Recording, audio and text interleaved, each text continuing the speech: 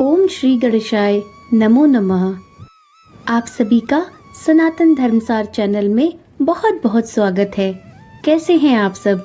उम्मीद करती हूँ स्वस्थ और कुशल होंगे और गणपति बप्पा की पूजा आराधना में लगे हुए होंगे।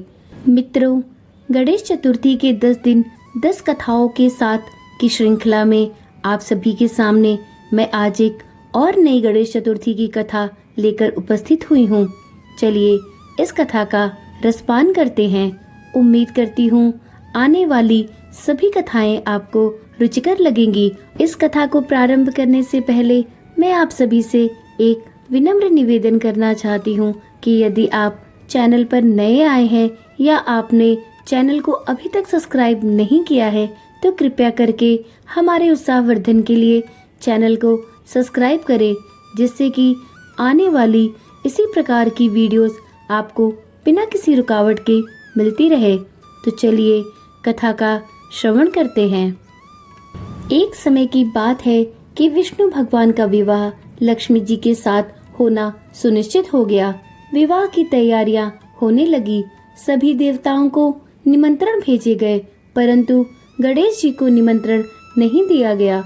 कारण जो भी रहा हो, विष्णु भगवान से पूछने पर उन्होंने कहा कि हमने गणेश जी के पिता प्रभु भोलेनाथ को न्योता भेज दिया है। यदि गणेश जी अपने पिता के साथ आना चाहे तो आ सकते हैं। अलग से न्योता देने की कोई आवश्यकता नहीं है। अब भगवान विष्णु की बारात जाने का समय आ गया। सभी देवता अपनी पत्नियों के साथ विवाह समारोह में उपस्थित हुए।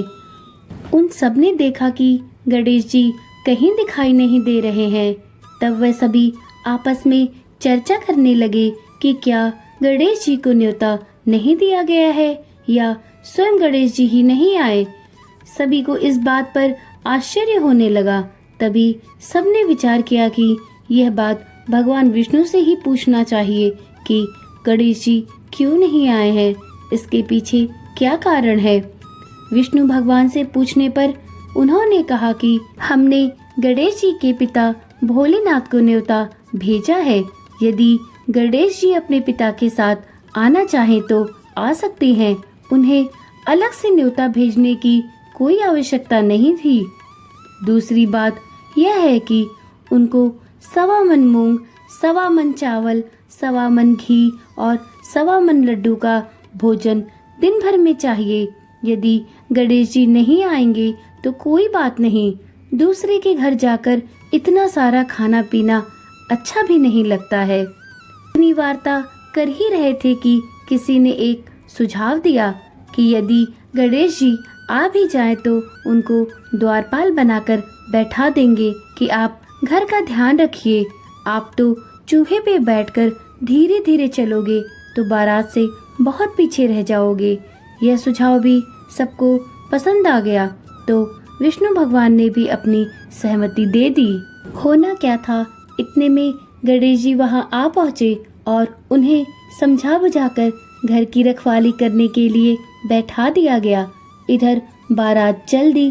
तब नारद जी ने देखा कि गणेश जी तो दरवाजे पर ही बैठे हुए हैं, तो वे गणेश जी के पास गए और उनसे उनके बारात में न जाने का कारण पूछा। गणेश जी कहने लगे कि विष्णु भगवान ने मेरा बहुत ही अपमान किया है। नारद जी ने यह सुनकर उनसे कहा कि आप अपनी मूषक सेना को आगे भेज दे तो वह रास्ता खोद देंगी, जिससे उनके सभी वाहन धरती में ही धंस जाएंगे। तब उनको मजबूरीवश आपको सम्मान पूर्वक बुलाना ही पड़ेगा।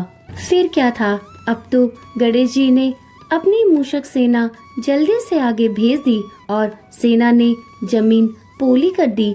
जब बारात वहां से निकली तो रथों के पहिए धरती में धंसते चले गए। लाख कोशिशें करे परंतु पहिए नहीं निकले। सभी ने अपने अपने उपाय किए परंतु पहिए तो नहीं निकले, बल्कि जगह जगह से टूटते चले गए। किसी की समझ में ही नहीं आ रहा था कि अब क्या किया जाए। तब तो नारद जी ने कहा, आप लोगों ने गणेश जी का अपमान करके अच्छा नहीं किया।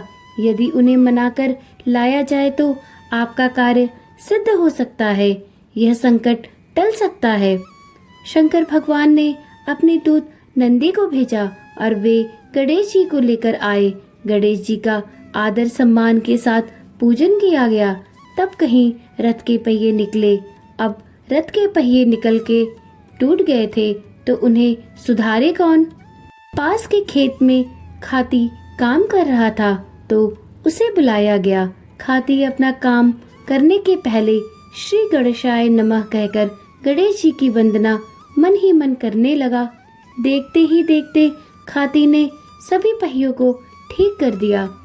तब खाती कहने लगा कि हे देवतागण, आपने सर्वप्रथम गणेश जी को क्यों नहीं मनाया और ना ही उनकी पूजा की? इसलिए तो आपके साथ यह संकट आया है। हमें तो मूर्ख अज्ञानी कहते हैं, फिर भी पहले गणेश जी को मैं पूजता हूँ, उसके बाद उनका ध्यान करके तभी कोई कार्य करता हूँ। आप लोग तो देवतागण हैं, फिर भी आप गणेश जी को कैसे भूल गए? अब आप लोग भगवान श्री गणेश जी की जय बोलकर जाए तो आपके सभी काम बनेंगे और कोई संकट भी नहीं आएगा।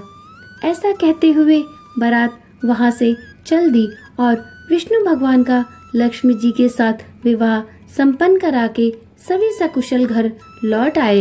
हे गणेश जी महाराज, आपने विष्णु जी के जैसे काज सवारे वैसे काज सबके सवारिएगा। अतः इसीलिए भक्तगणों, जब भी कोई कार्य प्रारंभ करे तो गणपति बप्पा की अवश्य आराधना करे। गणेश भगवान सभी कार्यों को सकुशल करने के लिए माने जाते हैं। उम्मीद करती हूँ यह वीडियो और इस वीडियो में बताई गई यह कथा आपको अवश्य रुचिकर लगी होगी।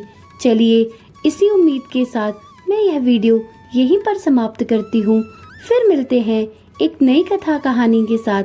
तब तक के लिए ओम श्री गणेशाय नमो नमः।